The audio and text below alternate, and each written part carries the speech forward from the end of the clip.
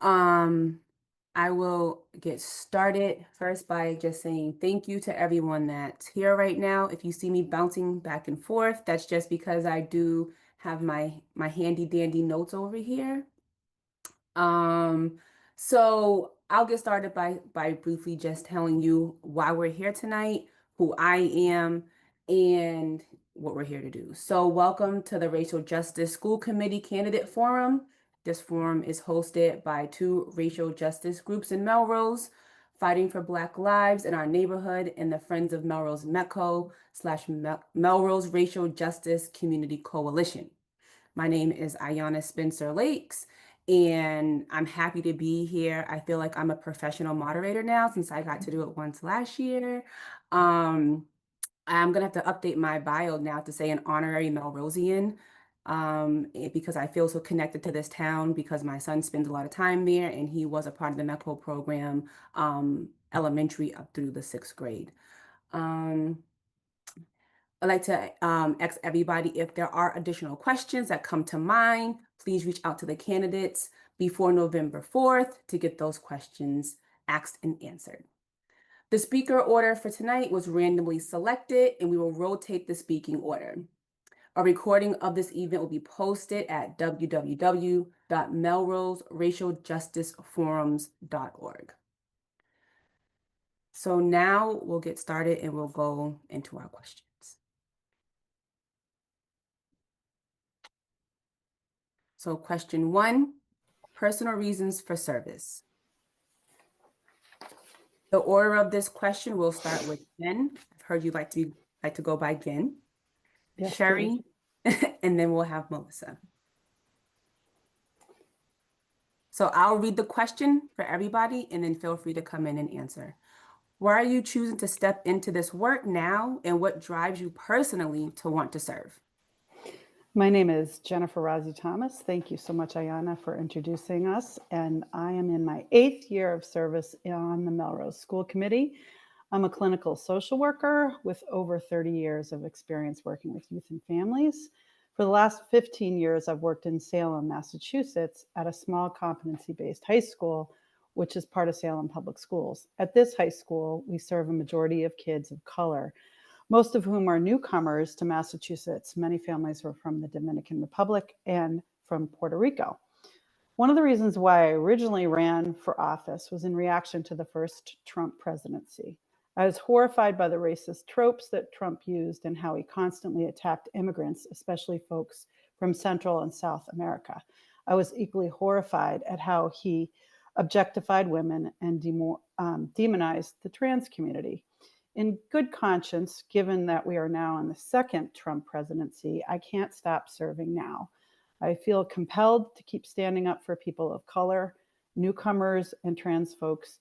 And I promise, if reelected, to continue to watch out for any group that may be targeted, misunderstood, or attempted to be oppressed in Melrose. I will speak up and I will hold all educators within the Melrose Public Schools to the highest standards of maintaining a positive, welcoming, well-informed, and culturally humble community. Thank you so much for that thoughtful response. And we're going to go to our next candidate, Sherry. Thanks, Ayana. My name is Sherry Leo, and I'm excited for the opportunity to introduce myself.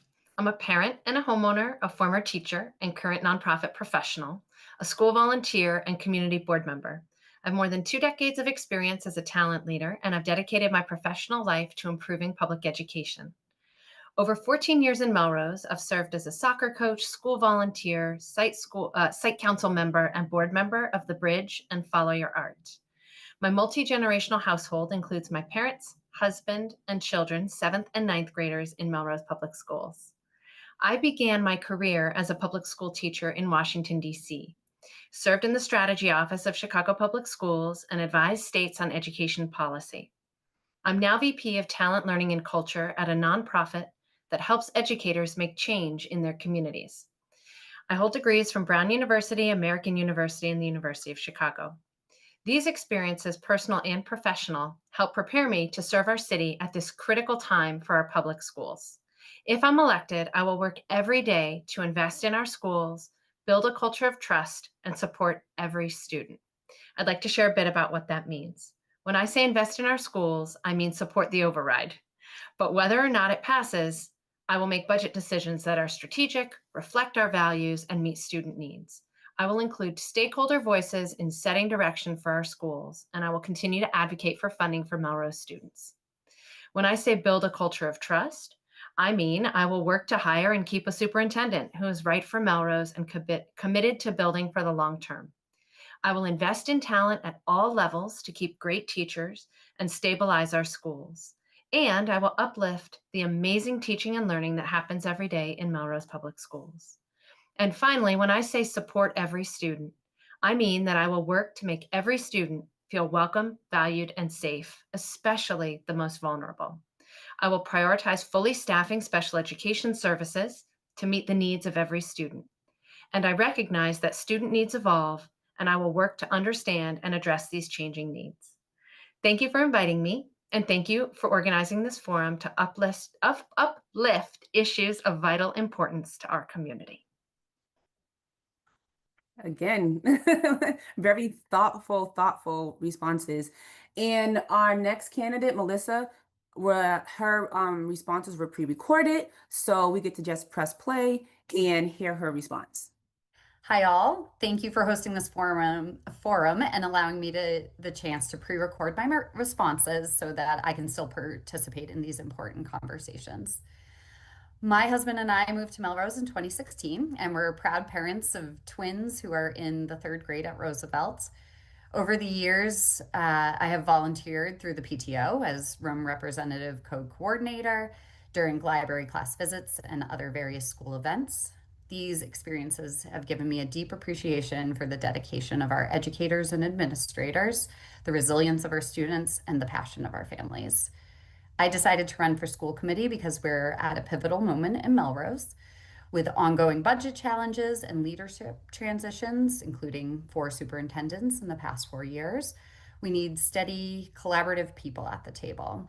I see this as an opportunity to help strengthen our schools by investing in educators, supporting in students' mental health, and ensuring every child, regardless of background, feels seen, supported, and inspired to learn. My background in social work, student services, and event management provides me with the tools and skills to actively listen, build relationships, and advocate effectively. I cannot claim to have all the answers, including on the topic of racial justice, but I am committed to learning, engaging, and working toward a more inclusive and supportive and successful school community for all.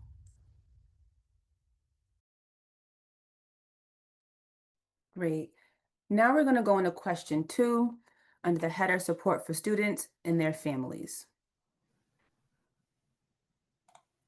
Our first candidate to answer this question will be Sherry Leo. How will you support our Black and Brown students? What strategies do you have for building meaningful relationships with Black and Brown families, including METCO families? Two-parter. How should families trust you to make decisions that deeply impact our children? And how will you keep humanity at the center of those decisions? Okay, this is a big one. These are excellent questions, and there are a lot, so I'll do my best. So first, I'll try to address them in order. How will I support Black and Brown students? So I want to ground us in the school committee's 3 duties. 1, to determine the district budget using allocations from the city. 2, to hire and evaluate the superintendent. And 3, to set policy for Melrose Public Schools. In all 3 of these areas, there are opportunities and responsibilities to support Black and Brown students. If I'm elected, I can ensure that we budget funds to address needs and attract strong, diverse talent to the district. I can assess superintendent candidates for their cultural competence and experience supporting every student across diverse populations. And I can review policies for disparate impacts to Black and Brown students and propose changes to those policies to create a more welcoming environment where every student can achieve their potential. Okay, to the second question, how will I build meaningful relationships with Black and Brown families, including METCO families? I'm committed to supporting every student, especially those who are most vulnerable. And supporting students' needs means first listening to understand. Per METCO, Melrose welcomes 109 students from the METCO program into our school community. That is a small enough number that members of the school committee can absolutely reach out to every single METCO family, and I'm committed to doing so. Building relationships starts with vulnerability and an honest effort to engage. I don't know everything, and there are many perspectives I can only learn from others. I will seek out these perspectives from Black and Brown students and their families. I will build trust by being clear about what is in scope and outside of it for school committee, and when I commit to an action, I'll report back on what I've done. So to your third question, how should families trust me to make decisions? I think trust must be earned. I think it's hard to build and easy to lose.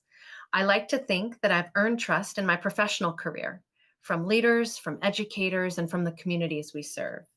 It takes transparency, honest communication, and demonstrating over and over a commitment to the mission and the work. And then finally, you asked, how will I keep humanity at the center of those decisions? Every family wants their child to succeed, and every student does well when they can. These core beliefs guide all my work with schools and ensure I remain grounded in the real people who are impacted by every decision I make. Families need to know me and be able to reach me. I've spent this campaign introducing myself to community members and establishing channels of communication. I'll continue to make myself available and want to hear from students, families, and other stakeholders. If you're watching this at home or later on the recording, you can email me at sherryformelrose@gmail.com or call or text at 781-281-8123. Tell me where Melrose Public Schools can do better and what's going well.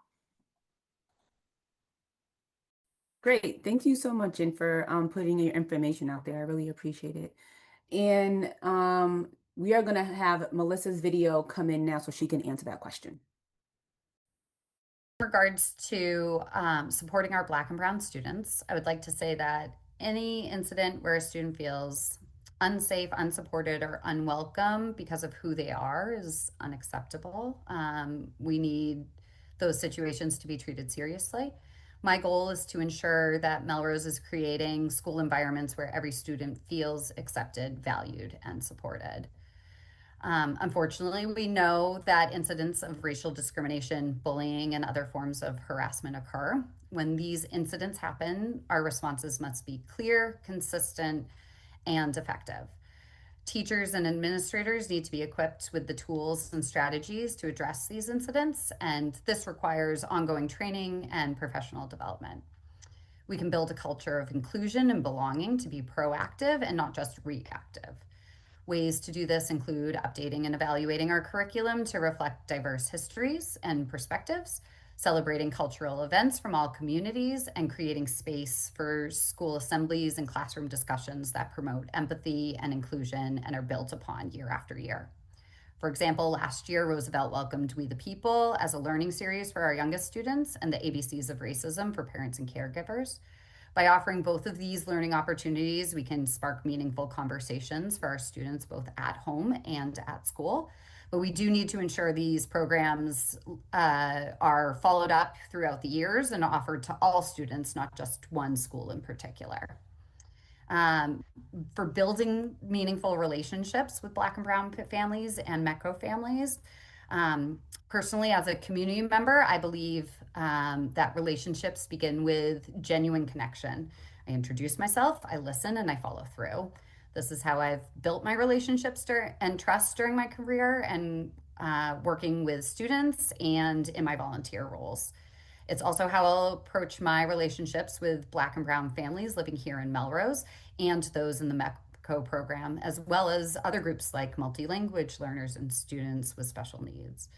I recognize that my experience as a white woman will be different than the experiences of our parents and students of color. I'm committed to stepping outside of my own perspectives and so that I can understand other perspectives. My background in social work and student services, where those students come from different cultures and backgrounds, has taught me how to navigate complex situations and make decisions that reflect a range of voices. I will remain committed to being present, accessible, and engaged with our Melrose community. And and for families trusting me, I believe that trust is built through honesty, empathy, and consistency. Leading with humanity means listening to the experience of others, asking thoughtful questions, and being transparent about what I know and what I'm still learning. I won't always have the perfect answer, but I will be honest about what information I have and how decisions are being made. I will follow through when I don't have an answer, or I will direct you to the correct person to speak with. I want to ensure that families have access to resources and next steps, even when solutions aren't immediate. I'm willing to approach situations with humility and care, and will take time to reflect on my own biases. Racial justice work is ongoing, and I'm committed to learning and growing alongside the community. I believe in the simple and powerful principle that we treat others the way we want to be treated. When we lead with empathy and respect, we can create an environment that allows everyone to feel that they belong and are being heard.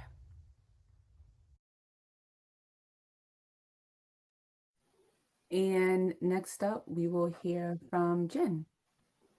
Thank you so much. So one of the few things that we've done over the last 8 years on the school committee is we've approved some changes in policy that hopefully will have a deep and positive impact on students who are Black and Brown. One of the things that we've done is unlevel the classes in the 9th grade in the high school. And the hope for that is that we have to acknowledge every single day, if we're doing anti-racist work, that racism is baked into our culture and into our history. So if racism has been baked into our culture and into our history, then we have to be constantly looking at our systems to see what barriers are there for kids who may be treated differently. And that may not be intentionally by educators, but we all have biases because of the cultures that we've been raised in. So one of the things that we did was unlevel the classes in the 9th grade. And that was to basically say, like, anyone coming to our high school is not going to be tracked. They're going to be given every opportunity that they can to succeed. So they can get into AP classes, they can get into the regular, any class in high school is going to kind of start out at the same way, with the exception of math. If you've had accelerated math in the middle school, then you can access that in 9th grade. So I think that's just one example of how policy and decisions can hopefully make a positive impact. We don't want to track students because we don't want to have low expectations for certain students. We want to have high expectations for all students. And unfortunately, I think sometimes Black and Brown students are treated as if they can't, when they can, just like anyone else. So we also need to use good pedagogy, like culturally responsive teaching in the brain, which is written by Zaretta Hammond, which I know the district uses here in Melrose, and my district in Salem uses as well. And that basically helps teachers to become better and educators better at teaching all different types of kids. It doesn't matter what culture you come from, you can reach any student if you use good methods, and if you have a culturally responsive classroom. And that means meeting students where they're at, being curious about their culture, and being very humble to seek to understand where they're coming from, and then to embrace where they've come from and celebrate all different cultures in the classroom. So building meaningful relationships with families, including MECO families, I think showing up is the most important thing. So whenever we have a joined activity, whether it's in Boston or whether it's in Melrose, we should do our best to get there, to be there, to just talk with people, to say that, you're a human being, being a human being with other human beings. You're not a school committee member up here away from people, you're with people. And that's also, my knowledge as a social worker. You sit with people, you get to know them, they get to know you, and that's how you build trust. One last thing is, every school committee meeting opens with us saying the Pledge of Allegiance, which always felt to me for the first few years like, am I back in elementary school again?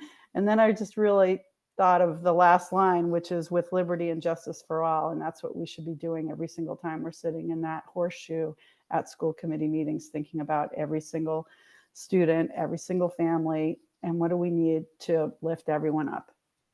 Thank you.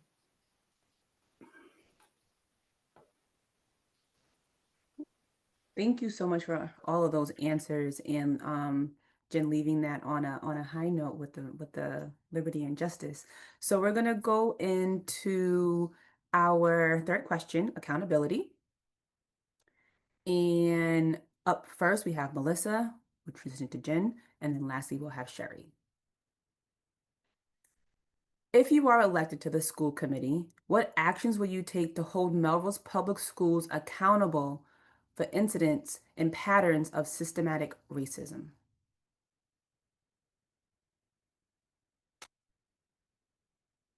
Systemic racism is an ongoing challenge that requires consistent attention, reflection, and action.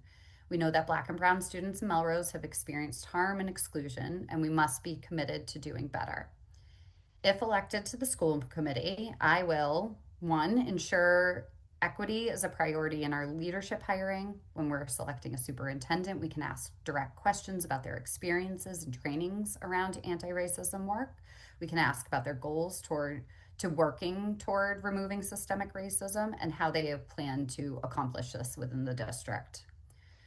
We can review our policies and our handbooks through an equity lens. This includes, but is not limited to, our disciplinary procedures. We want to ensure that our policies are fair and do not disproportionately impact any marginalized students. Three, I support restorative justice practices, which are currently listed as one of the discipline practices in our student handbooks. We need to continue to evaluate that these procedures are being implemented consistently and effectively. We can advocate for and support programs like We the People, as I mentioned, in our schools to begin racial literacy in elementary school and build upon these learning opportunities through things like racial studies classes and or student groups that focus on racial discussions. And we can offer staff training and coaching to provide ongoing support for teachers to be able to handle situations with compassion and care. This includes anti-bias training, cultural competency, and trauma-informed practices. And we can advocate for and support teachers who are providing curriculum that is inclusive and holistic. I do want to be clear that I understand that some of these points will cost money and that we don't currently have that this is not currently available in our budget. Our budget constraints are real, but we can consider ways in which we can still act with low-cost initiatives, and then we can build towards our larger goals as funding becomes available, because we need to be in a school system that invests in these practices for all of our students. I'm committed to keeping these conversations active and centered on the well-being of our students.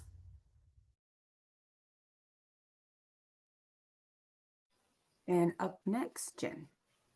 Thank you. So one of the things that's tricky about being on a school committee is you don't always see what we do behind the scenes because we cannot be part of personnel decisions. That's not within our purview. The only person that we hire and evaluate is a superintendent, and we can approve new positions. We do that based on job descriptions, but we are not responsible for day-to-day operations within schools. That being said, that doesn't mean that we don't put pressure on the system, and we always hold the superintendent to a very high standard. So I think, the superintendent is accountable for the staffing, and I think so. But we can know that if there's patterns of systemic racism regarding discipline, there's lots of things we can do about that in terms of policy, and we can do a lot through hiring good people. I know we're going to get to representation among teaching staff in the next question, but I just think it's really important for us to remember what the role of the school committee is. It's also important for us to be outspoken about diversity, equity, and inclusion, about being anti-racist, and to continue to say those words right now when they're under assault by our federal government. So I think being really confident about that, also not allowing, people to silence us who want to silence us. So there, we've seen some actions in other cities and towns around us. Peabody, for instance, recently they tried to get rid of All American Boys as a piece of literature, and the public school union spoke up against that, and there was a pretty heated school committee meeting about that. So if that is about to happen here in Melrose, which I don't think it will, we're ready for it because we instituted a new policy last year or earlier this year around what to do when we have complaints about what people may consider inappropriate books or curriculum. So we're ready to say, no, we're going to protect free speech and we're not going to erase any history. And you have that pledge from me right now. Thank you. Thank you so much. And Sherry? Okay. I'm excited to also dig into some of the policies that we're going to talk about in the next questions, but I will try to keep it brief and focus just on this accountability question here right now. And I want to start off by naming that topics of racism and bias are complex and emotionally charged. And so I have seen throughout my career, it's tempting to sidestep the conversations. I also believe deeply that it's critically important that if we are to live into our motto of Melrose, one community open to all, then we cannot shy away from what is uncomfortable or inconvenient. It's also worth noting that systemic racism is about just that, systems and institutions. Systemic racism transcends generations and the boundaries of our city, which isn't to say the problem is too hard or too complicated or out of our hands.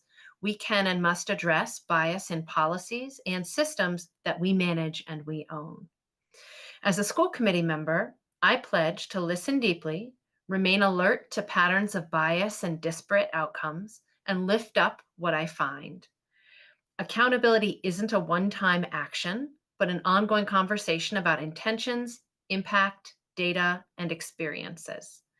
When we identify harm, we need to step up, acknowledge it, apologize, and work for change. That's what accountability looks like in this and all areas of school committee leadership. And I'm excited to engage with other school committee members in this area.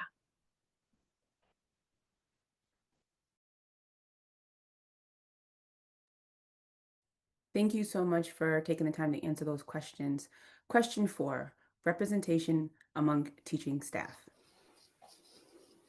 First, we'll start with Jen, Sherry, and then Melissa. State data indicate that Melrose has no Black teachers.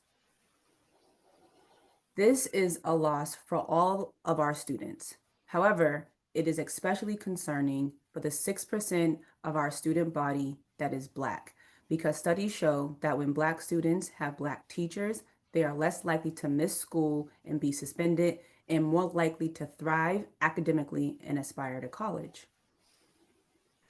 At past forums, candidates have suggested a range of solutions, including creating pipelines from paraprofessional to teacher roles, partnering with universities, improving recruitment, outreach, and addressing Melrose below average teacher pay.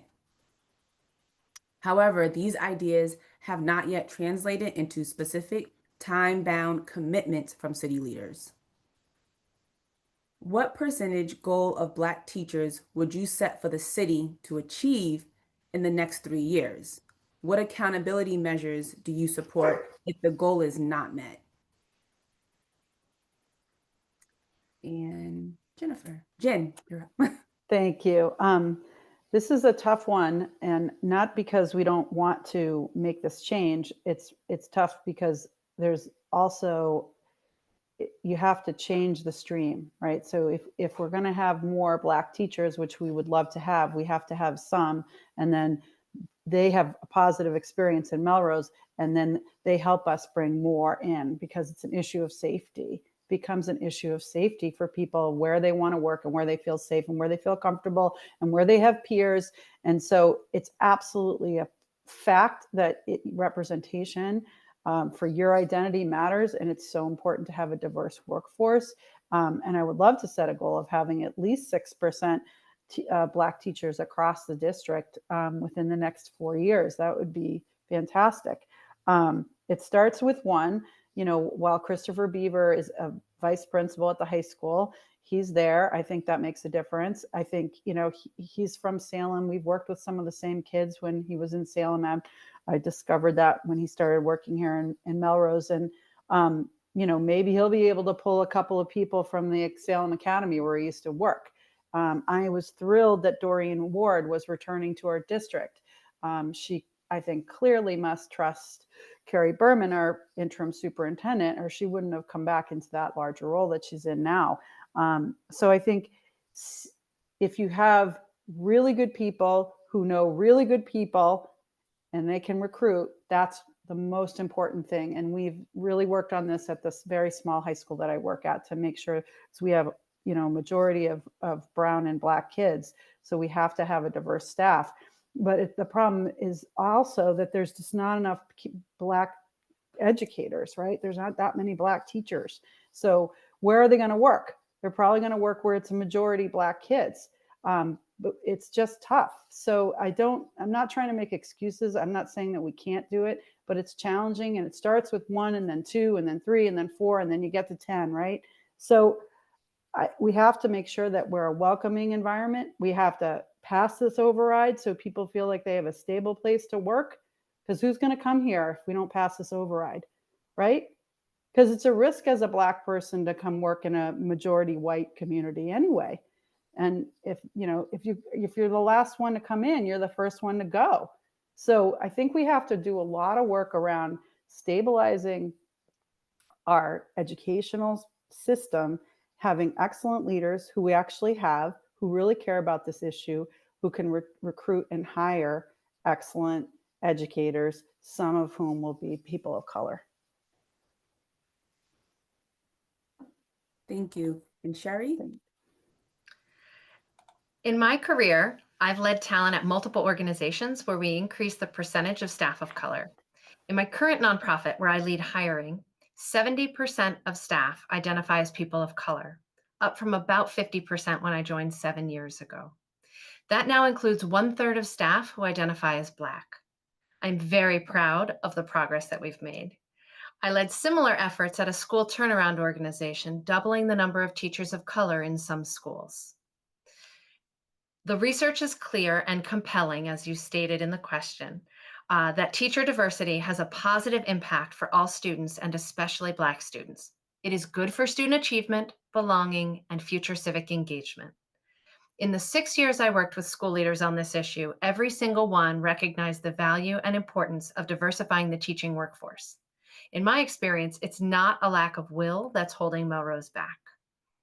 In your report, you accurately named some of the barriers to diversifying the teaching workforce in Melrose, including homogeneous teacher pipelines in Massachusetts, salaries that are lower than all neighboring districts, and the difficulty of attracting teachers of color to a district where they lack representation and a support system.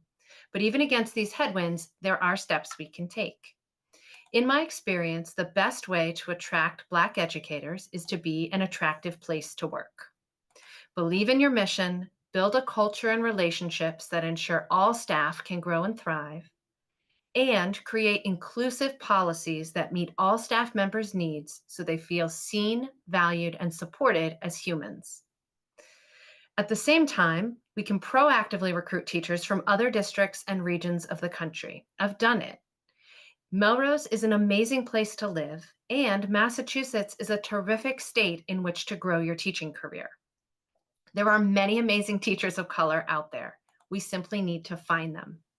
But it's important to remember that Melrose is competing with every other district working to attract strong, diverse talent, and almost all of them have more resources. It's just one more way that the city's budget crisis makes our racial disparities worse, and one more way that the override can move our city forward. Amazing. Thank you so much. And then we'll play the video for our next question. I strongly believe that a diverse teaching and administrative staff, benefits all students and is critical for all of our students of color and multi-language learner and everyone in the district. Representation matters among marginalized groups. When students see themselves reflected in paraprofessionals and their educators and in the administration, it fosters belonging.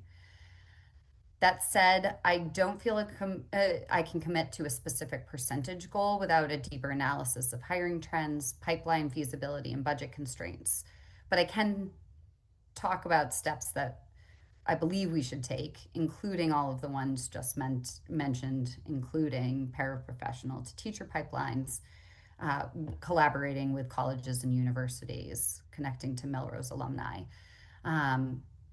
And we want to do this to ensure that we're improving representation at the teaching level. We have challenges. Budget limitations will impact some of the implementation here. Hiring educators of color is a statewide issue, and these are impacting our hiring goals. But it shouldn't impede our efforts to create a culture where students of color feel supported, feel heard, and feel inspired by the teachers that they have. I think accountability is more than just numbers, and we want to look at this holistically. If we're not meeting goals of hiring more teachers of color, we can consider if we're meeting our other goals. Are we hiring staff with strong DEI experience and cultural competency? Are we reducing discipline disparities for Black and Brown students? Are families of color reporting a greater sense of belonging or trust? Are we offering ongoing training and coaching for our staff? Are we providing more opportunities for students to engage in racial studies? If we're not seeing progress in these areas and hiring more diverse staff, then we need to reevaluate our strategies and engage the community in identifying barriers.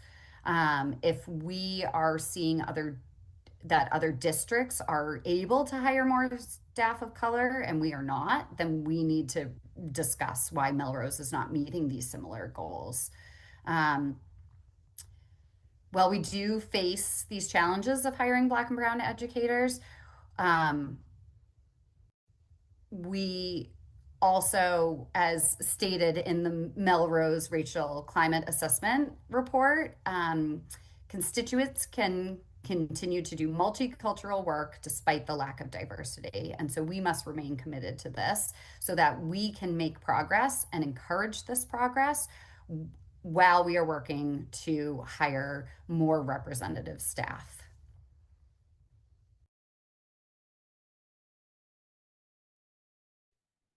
Thank you again for answering those questions. And then we're going to go into question 5 now. School discipline. The order will be Sherry, Melissa, and then Jen. In the Melrose public school system, Black students are suspended at higher rates than white students. Melrose has one of the highest rates of racial disparity in school discipline compared with 12 neighboring communities. How do you plan to eliminate racial inequities in school discipline? And Sherry, we'll start with you. Okay. Thanks, Ayana. This is such an important question. Thank you for asking it. And this comes back to one of my core values that I named before, support every student and ensure every student feels welcome, valued, and safe. What the data tell us, which is what you're lifting up right now with the question, is that we have a disparity, a stark disparity in supports, and a disparity that makes it harder to feel welcome, harder to feel valued, and harder to feel safe. The data raised troubling questions about school culture, about mindsets, about bias, and about the ways that we interact with one another. But I also know that the data alone can't answer these questions. So I would want to help stakeholders come together in order to understand how and why are we treating Black students differently. I would want to hear from the students, their families, educators, peers, to get underneath real experiences. How do we get underneath those experiences in order to rebuild trust and then invest in and build the programs that meet the needs of each individual student and meet the needs of groups of students, including our Black students? There are communities who have tackled this problem and made headway. There are different ways to proceed, like restorative justice practices. And any change starts with learning new ways of interacting, investing in tier 1 and tier 2 academic and social emotional supports, and building on areas of success within our schools and our district. So it is not all hopeless. We have a means to a path forward. This racial disparity is a challenge we must confront. And as a community, we are up to the task. We can change the story for students and work together to set up every student for success in school and life. Thank you again for having me and for shining a light on these important issues. Thank you so much. And then we'll start the recording from Melissa. First, we must evaluate and revise our discipline process policies as needed to ensure that they're not disproportionately impacting students of color. Melrose has made some strides in promoting social emotional learning, SEL, and that helps students build empathy, self-awareness, and better relationships. These are skills that can reduce conflict and improve classroom culture, which can be preventative for the need to implement discipline.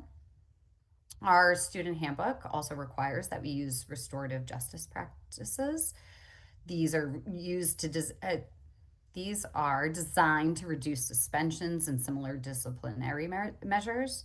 These practices can foster meaningful dialogue and accountability. We need to ensure that these practices are being actively implemented and supported across all the schools in Melrose. This needs to be a district-wide goal. Well, when the budget allows, we can also invest in de-escalation training for staff so that educators have the tools to respond to behavioral issues in ways that are fair to all students. Also, based on the budget, are positions we are hiring for, expanding access to school-based counselors and/or social workers who can provide regular and consistent check-ins and support for our students with repeated infractions. And if we provide opportunities for students and educators to succeed, we should ultimately be able to see a change in our racial disparity and discipline. And that's tracked on a yearly basis. And so we can continue to review that year after year to make sure we're meeting these goals. And Jen. Thank you so much for having this forum. First of all, it's such an important topic to work towards. So I think that Melrose has to do better.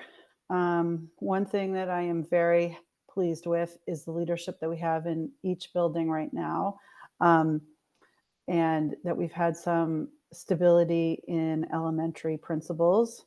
I feel like one of the things that we need to keep doing, and we do a lot of this over the course of every year in school committee meetings, but we don't do it so much with discipline. But we look at a lot of data, and I think we have to look at this data and very carefully without revealing any one person's identity, because we don't want to talk about students specifically, right? So I think we have to be making sure that we have enough resources to offer the things that we outline in our handbooks, like restorative practices. I think we have to have paraprofessionals hired up in the middle school and in the elementary schools.